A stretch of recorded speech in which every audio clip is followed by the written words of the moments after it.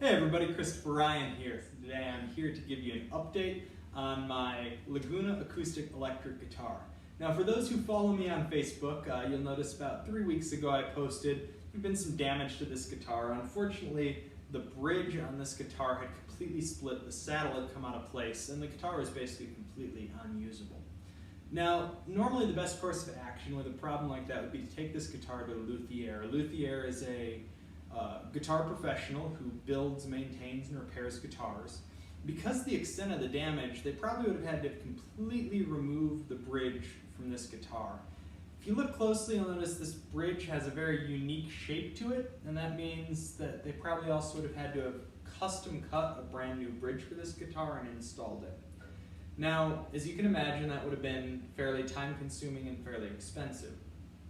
And this is not a very valuable guitar. Now, just because it's not an expensive guitar doesn't mean it's not a decent guitar. First of all, I already own it. I've owned it for about 9 years. I've played it quite a bit. I like the feel of it. I like how it plays. I know it sounds great when it's plugged in. But because it's not valuable, it didn't necessarily make a lot of sense to spend that much money on a repair.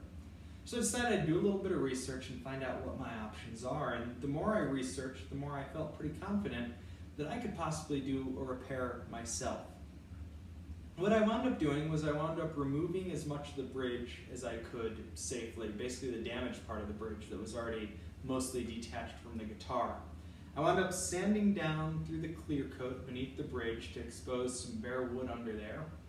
And I wound up laying in some glue on that bare wood, getting the damaged part of the bridge back in place, clamping everything together. I let it dry for more than 24 hours. I removed those clamps. I did a second gluing right along the top of the bridge, just sort of along the seam here to make sure that everything was sitting in there well. I let that sit for more than another 24 hours. I put the saddle back in. The guitar is intonating pretty well. It's playing very well. I'll get a close-up here. You can take a closer look at the bridge. You can see the bridge. You really don't see where it was damaged, which is nice. So I'm really glad to have this guitar back in my toolbox to be able to play and perform with again. If you've got any questions about my guitar repair, feel free to put them in the comments below. I will try to get those answered as best I can. Also, if you're enjoying my channel, please like and subscribe.